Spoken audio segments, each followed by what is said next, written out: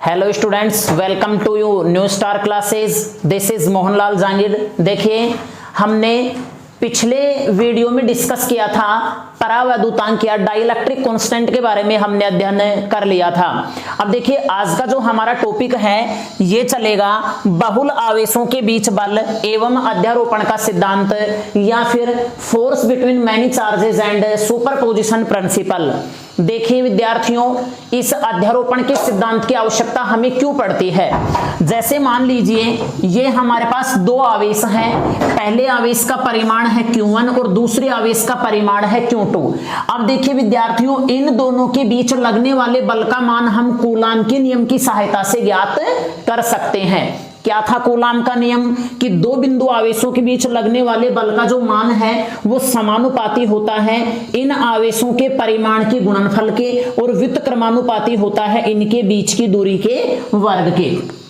अब यदि मान लीजिए ये कोई आवेश है, स्थिर आवेश है, इस स्थिर आवेश के चारों ओर अन्य आवेश उपस्थित हैं, तो इस आवेश के ऊपर कुल कितना फोर्स लगेगा इसका मान हम अध्यारोपण के सिद्धांत के द्वारा ज्ञात कर सकते हैं। अब देखिए विद्यार्थियों, क्या बताता है मोस्टली रूप से अध्यारोपण का सिद्धांत कि दो आवेशों के निकाय के बीच लगने वाला जो बल है उस बल के ऊपर अन्य आवेशों की उपस्थिति का किसी भी प्रकार का कोई भी प्रभाव नहीं पड़ता है। अर्थात किसी स्थिर आवेश पर आवेशों के निकाय के कारण लगने वाला कुल परिणामी बल उस आवेश पर प्रत्येक आवेश के कारण लगने वाले अलग अलग बलों के सदिश योग के तुल्य होता है।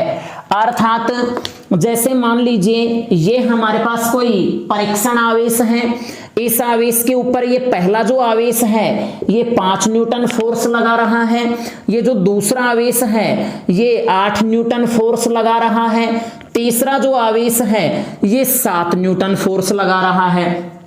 तो इसके ऊपर जो कुल फोर्स लगेगा उसका मान इन अलग अलग बलों के सदिश योग के तुल्य होता है। तो देखिए यहां पे मैं इसका सिद्धांत लिखने जा रहा हूं, ध्यान दीजिएगा।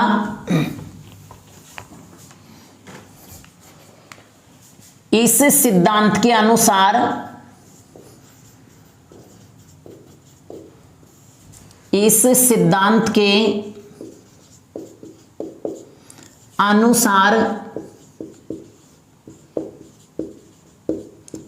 किसी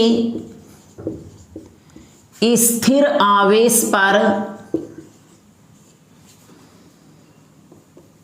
आवेशों के निकाय के कारण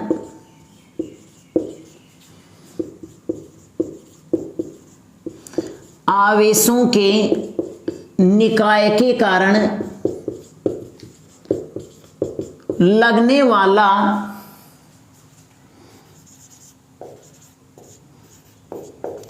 कुल परिणामी बल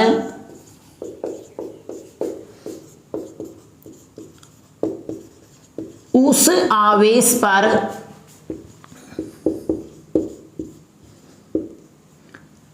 प्रत्येक आवेश के कारण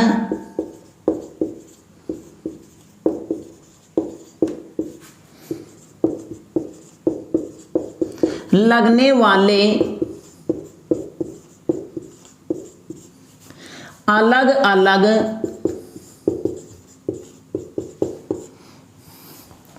बलों के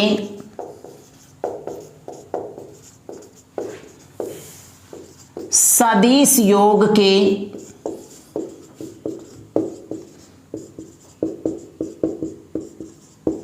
तुल्य होता है। अब हम ये मान लेते हैं, मान लिया कोई स्थिर आवेश है, उस स्थिर आवेश के चारों ओर n आवेश उपस्थित हैं। तो देखिए यदि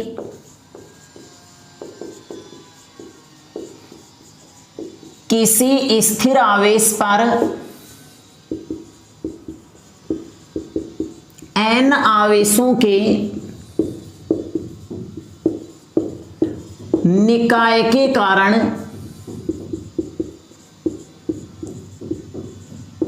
लगने वाले बल क्रमशः vector F1, vector F2, vector F3 dot dot dot vector Fn हो तो अध्यारोपण के सिद्धांत से कुल परिणामी बल, अध्यारोपण के सिद्धांत से कुल परिणामी बल कितना प्राप्त होगा विद्यार्थियों? वेक्टर F बराबर vector F1 plus vector F2 plus vector F3 plus dot dot dot dot plus vector Fn। तो देखिए एक बार फिर से, अध्यारोपण का सिद्धांत हमें क्या बताता है कि इस सिद्धांत के अनुसार किसी स्थिर आवेश पर आवेशों के निकाय के कारण या अन्य आवेशों के निकाय के कारण लगने वाला कुल परिणामी बल उस आवेश पर प्रत्येक आवेश के कारण लगने वाले अलग अलग बलों के सदिश योग के तुल्य होता है। मान लेते हैं कि कोई स्थिर आवेश है, उस स्थिर आवेश पर n आवेशों के निकाय के कारण लगने वाले बल vector F1, vector F2, vector F3 dot dot dot vector Fn हो तो अध्यारोपण के सिद्धांत से vector F is equal to vector F1 plus vector F2 plus vector F3 plus dot dot dot plus vector Fn होगा। अब देखिए, अब हम अध्ययन करते हैं इसके मैथमेटिकल कॉन्सेप्ट का। तो देखिए, माना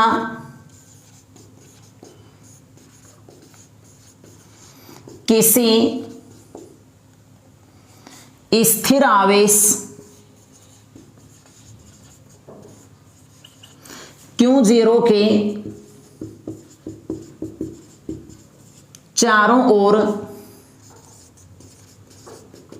क्रमशः Q1, Q2, Q3 dot dot dot Qn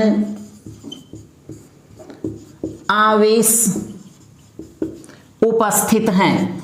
देखिए विद्यार्थियों, मान लिया हमने ये कोई Q0 आवेश है, स्थिर आवेश है, बिंदुवत है। इस आवेश के चारों ओर इस प्रकार से अन्य आवेश उपस्थित हैं।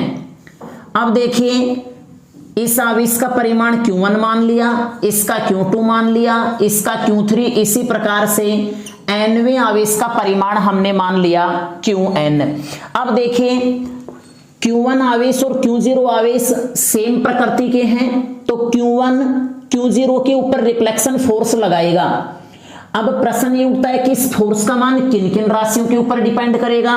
तो इस फोर्स का मान इन दोनों के परिमाण के गुणनफल और इनके बीच की दूरी के ऊपर डिपेंड करेगा। तो इसका Q1 का Q0 के सापेक्ष में स्थितिज सदिश मान लेता हूं वेक्टर R01, Q2 का Q0 के सापेक्ष मान लेते हैं वेक्टर R02, Q3 का Q0 के सापेक्ष मान लेते हैं वेक्टर R03। इसी प्रकार से विद्यार्थियों ये हो जाएगा वेक्टर R0n। अब देखिए, चूंकि दोनों आवेश सेम प्रकृति के हैं, तो ये इन दोनों के बीच में रिफ्लेक्शन फोर्स लगेगा, जिस फोर्स की डायरेक्शन ये होगी। अब ये फोर्स हम मान लेते हैं वेक्टर F01। वेक्टर F01 का अर्थ है Q0 के ऊपर Q1 के द्वारा लगाया गया बल। अब देखिए, Q2 और Q0 भी सेम प्रकृति के मान रखे हैं, तो यहां पे हो जाएगा विद्यार्थियों वेक्टर F02। इसी प्रकार से Q3 और Q0 के बीच लगने वाला फोर्स हो जाएगा वेक्टर F03।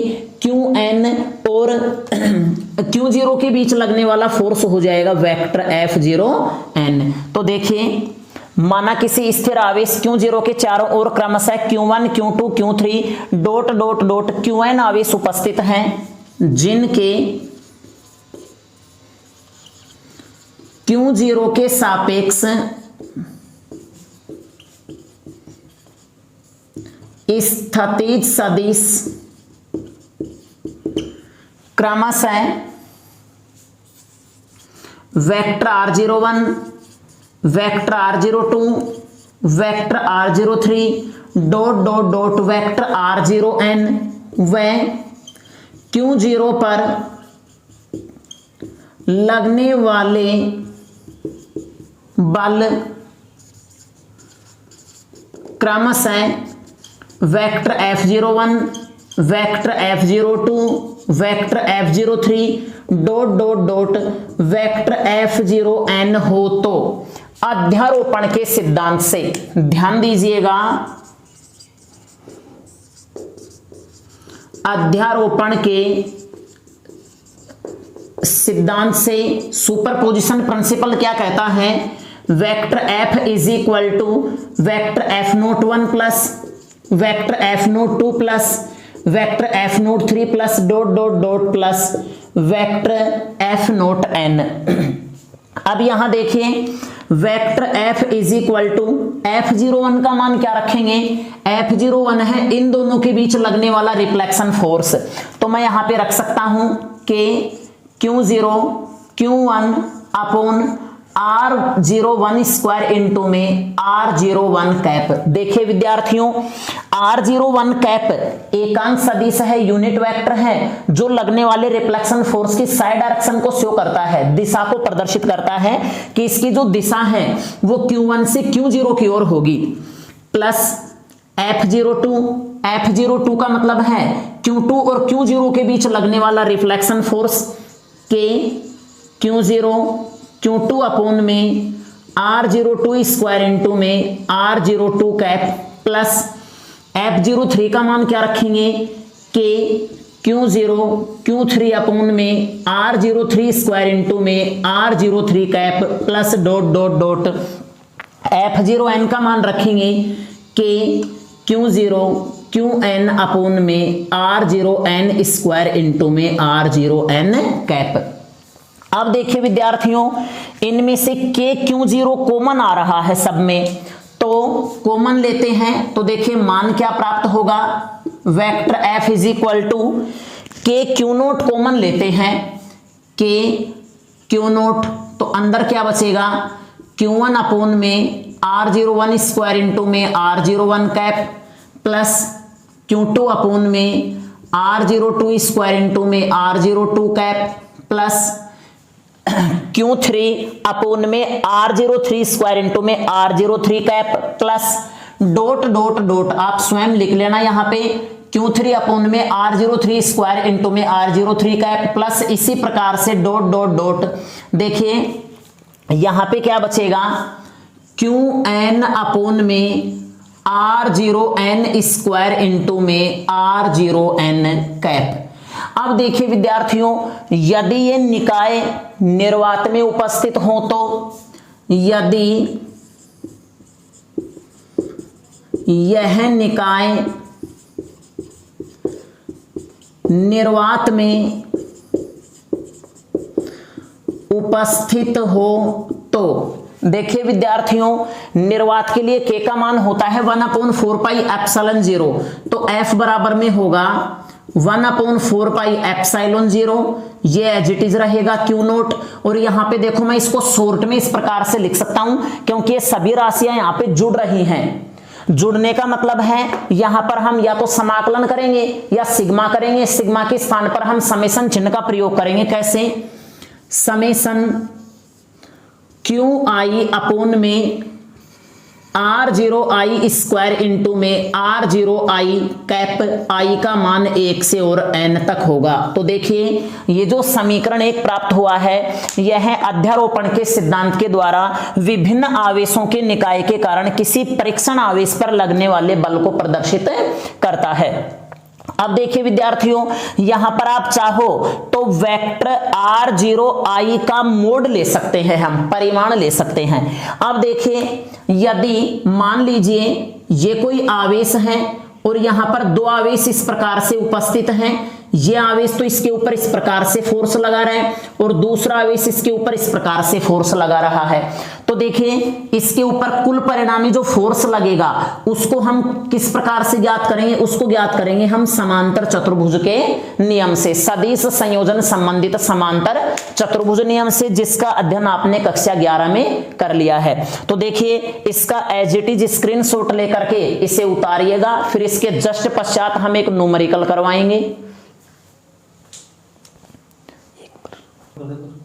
हाँ तो देखिए स्टूडेंटों, यहां पे एनसीईआरटी एग्जांपल 1.6 है, क्या कहता है कि 3 आवेशों Q1, Q2, Q3 पर विचार कीजिए जिनमें प्रत्येक का मैग्नीट्यूड इक्वल है, जिसका मान Q के बराबर है, तथा ये L भुजा वाले समबाहु त्रिभुज के शीर्ष पर स्थित हैं। तो त्रिभुज के केंद्रक पर चित्र के अनुसार कैपिटल Q चार्ज रखा हुआ है, तो इस आवेश पर कुल कितना परिणामी बल लगेगा।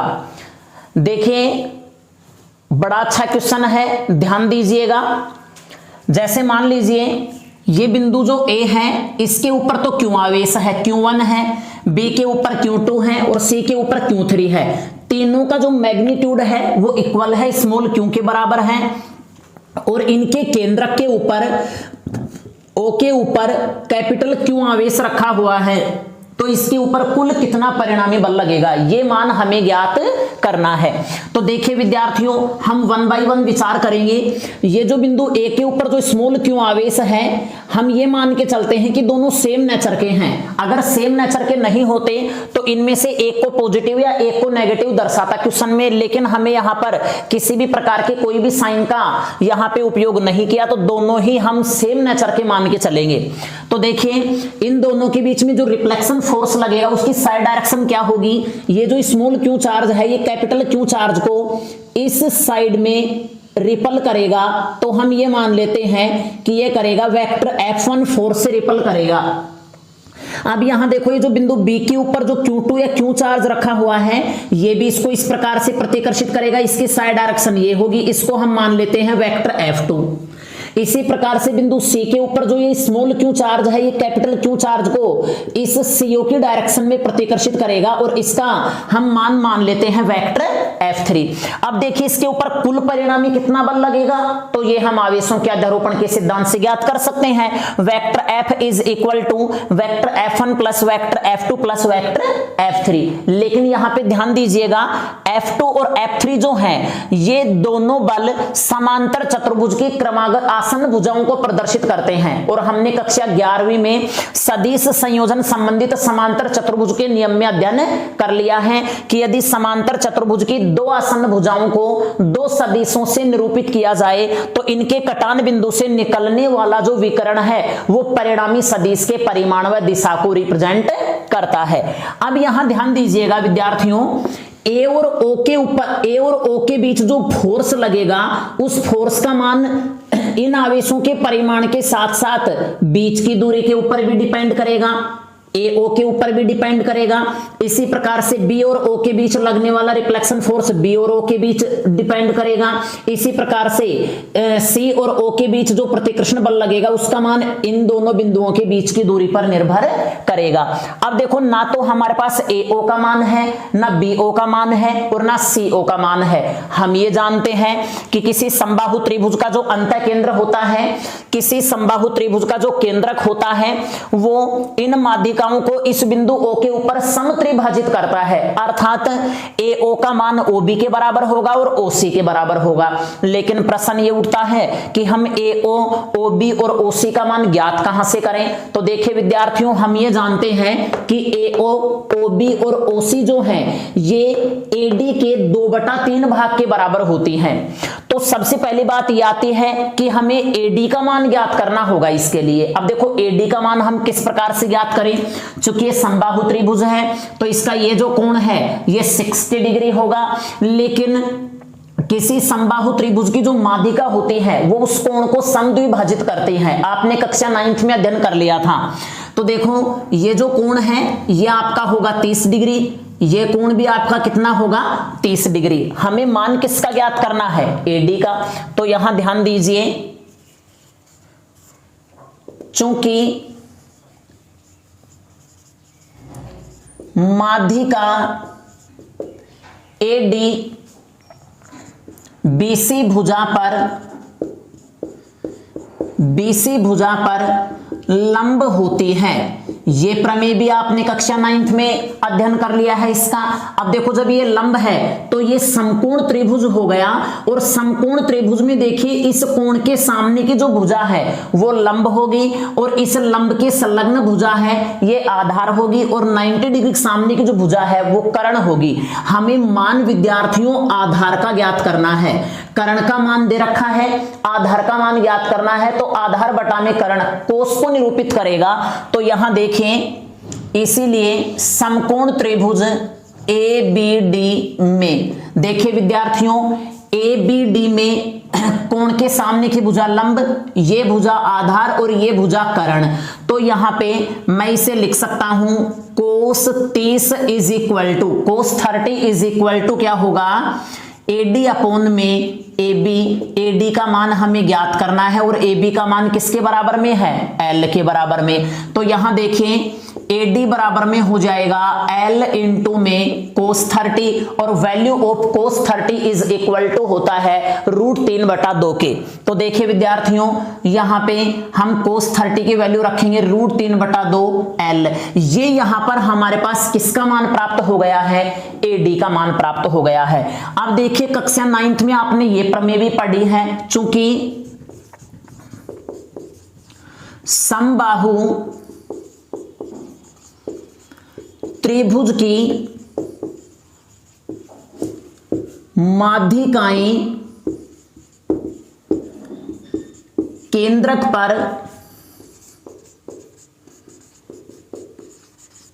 समत्रिभाजित करती हैं, समत्रिभाजित करती हैं, अर्थात AO बराबर BO बराबर CO। देखिए विद्यार्थियों AO BO और CO आपस में बराबर होंगी, जिसका मान 2/3 AD के इक्वल होता है। तो मैं यहां पे लिख सकता हूं AO बराबर BO बराबर CO बराबर 2/3 AD, या 2/3 और AD का मान हम क्या रखेंगे √3/2 L। 2 से 2 कैंसिल, 3 को मैं लिख सकता हूं √3 मल्टीप्लाई बाई √3, √3 से √3 कैंसिल होगा, तो यहां पे क्या बचेगा L अपॉन में √3 बचेगा। अब देखिए विद्यार्थियों AO का मान भी आ गया, BO का भी आ गया और CO का भी आ गया। कितना मान प्राप्त हुआ है L अपॉन में √3। तो अब हम बिंदु A पर उपस्थित आवेश के कारण कैपिटल Q आवेश के ऊपर लगने वाला बल ज्ञात कर सकते हैं। तो यहां देखिए अब बिंदु A पर स्थित आवेश के कारण Q पर बल, कितना बल लगेगा विद्यार्थियों, देखिए बल लगेगा कूलाम के नियम से हम ये जानते हैं कि F इज इक्वल टू होता है K Q1 Q2 अपॉन में R²। इसको ध्यान में रखना। तो देखिए ए आवेश के कारण जो कैपिटल Q के ऊपर जो फोर्स लग रहा है उसको हमने माना है वेक्टर F1। तो यहां पे क्या आएगा, vector F1 is equal to K का मान रखेंगे 1/4 pi epsilon not Q1 Q2। Q1 का मान Q के बराबर में है, Q2 का मान कैपिटल Q के बराबर में है, तो small q capital Q upon में R²। और देखिए R का मान जो है वो किसके बराबर में होगा, AO के स्क्वायर, और AO का जो मान है विद्यार्थियों यहां से क्या आएगा L अपॉन में √3। तो ध्यान देना जब हम यहाँ पे L अपॉन में √3 का स्क्वायर करेंगे तो यहाँ पे तो आएगा L² और नीचे होगा 3 जाएगा ऊपर, तो ये होगा 3 Q कैपिटल Q अपॉन में 4 पाई एप्सिलॉन नॉट L²। इसकी साइड डायरेक्शन क्या होगी, तो देखो इसकी साइड डायरेक्शन, प्रश्न ये उठता है कि हम साइड डायरेक्शन क्यों लेंगे, क्योंकि बेटा बल एक सदिश राशि होती है और इस राशि को रिप्रेजेंट करने के लिए दिशा की भी आवश्यकता पड़ेगी। तो देखो इसकी दिशा होगी AO की ओर, मीन्स A से O की ओर। अब देखिए इसी प्रकार बिंदु B पर स्थित आवेश के कारण कैपिटल Q पर बल, कितना बल लगेगा, वेक्टर F2 बराबर में, देखें जब AO, BO और CO आपस में बराबर में है तो डेफिनेटली बल के मैग्नीट्यूड भी इक्वल होंगे। तो वेक्टर F2 इजकल टू 3/4 क्यों कैपिटल क्यों L स्क्वायर, लेकिन इसकी साइड डायरेक्शन होगी B से O की ओर, क्योंकि यहाँ पे जो कैपिटल क्यू चार्ज है इस चार्ज को ये आवेश इस प्रकार से रिपल करेगा। तो देखिए इसकी दिशा होगी BO की ओर। इसी प्रकार बिंदु C पर स्थित आवेश के कारण Q पर बल। तो देखिए विद्यार्थियों वेक्टर F3 बराबर में सेम आएगा 3/4 Q capital Q L square, लेकिन इसकी डायरेक्शन जो है वो किधर होगी CO की ओर, CO की ओर। अब यहां ध्यान दीजिएगा हमारे पास मान F1 का भी आ चुका, F2 का भी आ चुका और F3 का भी आ चुका। हमें मान ज्ञात करना है इस कैपिटल क्यू आवेश के ऊपर कुल परिणामी बल का। तो देखिए F2 और F3 समांतर चतुर्भुज की द्वासन भुजाओं को रिप्रेजेंट करेंगे। तो इनके कटान बिंदु से ये जो विकर्ण होगा ये इन दोनों के परिणामी सदिश को, परिणामी बल को निरूपित करेगा, जिसको हम मान लेते हैं F डैश। और देखिए विद्यार्थियों इन दोनों के बीच का जो कोण है वो कितना आएगा, ये 30, तो यहाँ पे बचेगा 120, और जब ये 120 है तो ये इसका अपोजिट वर्टिकल एंगल है, शीर्षाभिमुख कोण है, ये भी कितना आएगा 120 आएगा। तो यहां लिखते हैं चूंकि वेक्टर F2 है, वेक्टर F3 का परिणामी बल, ध्यान दीजिएगा F2 और F3 का परिणामी बल हमने क्या मान रखा है F डैश। तो देखिए विद्यार्थियों वेक्टर F डैश बराबर में हमें ज्ञात करना है इसका परिमाण। तो देखिए वेक्टर F डैश का परिमाण होगा √F2 square plus F3 square plus 2F2F3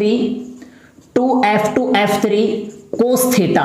लेकिन थीटा की वैल्यू हम यहां पे कितने पुट करेंगे 120 डिग्री। तो देखिए वैल्यू क्या प्राप्त होगी, ध्यान दीजिएगा F2 स्क्वायर प्लस F3 और F2 मैग्नीट्यूड में इक्वल है, मैग्नीट्यूड इक्वल है, तो F3 के स्थान पे क्या रखेंगे F2 प्लस 2F2 इंटू में F2 कोस 120। और देखिए विद्यार्थियों कोस 120 का मान होता है -1/2। तो देखिए F डैश बराबर में होगा, यहां से ध्यान देना F2 square 2F2 square plus F2 square 2F2 square -1/2 2 से 2 कैंसिल, माइनस F2 स्क्वायर होगा 2F2 square less F2 square, then we can say √F2 square. यहां पे मान प्राप्त होगा √F2 स्क्वायर, इससे इसको मैं इस प्रकार से लिख सकता हूं F2। तो कहने का अर्थ ये है F डैश का जो मान है वो F2 के इक्वल होगा, जिसकी वैल्यू होगी 3/4 क्यों कैपिटल क्यों अपोन में L स्क्वायर। लेकिन विद्यार्थियों यहां पर दिशा को दर्शाना आवश्यक है। देखिए F डैश का मान हमने ज्ञात किया है, तो F डैश का जो मान है, F डैश की जो डायरेक्शन है वो होगी OA की ओर। तो यहां पे लिखते हैं OA की ओर। अब यहां पे ध्यान दीजिएगा, देखिए F डैश की जो डायरेक्शन है वो तो है O से A की ओर, F1 की जो डायरेक्शन है ये है F1 की डायरेक्शन A से O की ओर। दोनों परिमाण में समान है, दिशा में विपरीत है, तो दोनों एक दूसरे को क्या कर देंगे, निरस्त कर देंगे, और टोटल जो फोर्स है वो क्या प्राप्त होगा, 0 प्राप्त होगा। किस प्रकार से, तो यहां ध्यान दीजिए, चूंकि वेक्टर F डैश, ध्यान देना वेक्टर F डैश व वेक्टर F1 डैश दोनों परिमाण में समान व दिशा में